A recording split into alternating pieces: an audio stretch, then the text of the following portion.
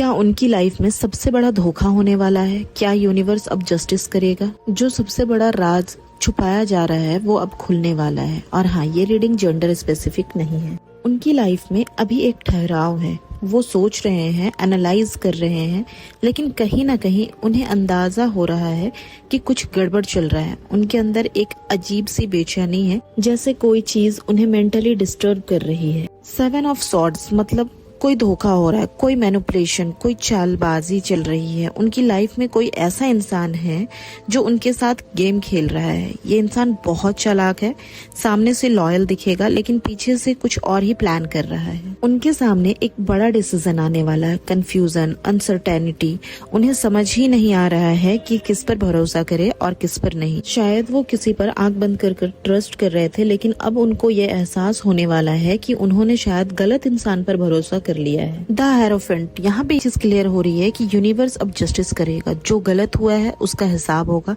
जो इंसान उनको धोखा दे रहा था या फिर आपको धोखा दे रहा था वो एक्सपोज होने वाला है। कोई बड़ी सच्चाई सामने आएगी और शायद ये आप लोगों के लिए लाइफ चेंजिंग मोमेंट हो। 7 ऑफ पेंटिकल्स, यहाँ पे पेशेंस और कर्मा का गेम चालू है। जो बीज उन्होंने बोए थे अब उनका फल मिलने वाला है।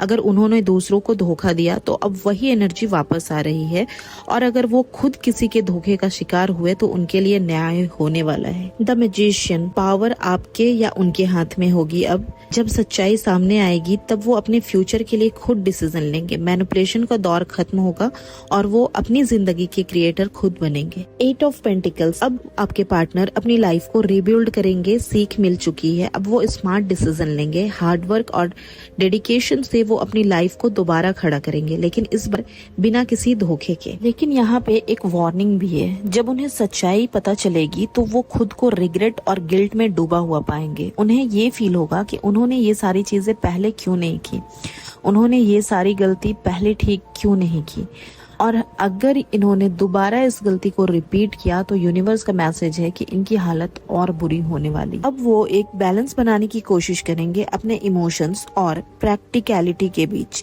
ये फेज उनके लिए मुश्किल होगा, लेकिन अगर उन्होंने सही डिसीजन लिया तो ये दर्द सबसे बड़ी ताकत बन सकती है। And bottom of the deck 10 of cups, आखिर में उनका सफर आसान नहीं होगा, लेकिन जस्टिस के बाद उनकी असली खुशी मिलने वाली है। यूनिवर्स उन्हें एक ऐसा मौका देगा जहां वो अपने पास्ट से बाहर आकर एक नई जिंदगी की शुरुआत कर सकते हैं। यहाँ यूनिवर्स की तरफ से आपके लिए भी मैसेज है कि अगर आप इस रीडिंग से कनेक्ट कर रहे हो तो हर ट्रुथ सामने आता है, हर धोखे का हिसाब होता है। अगर आपने सही कर्म किए हैं, आपके लिए भी हैप्पीनेस और जस्टिस लिखा है।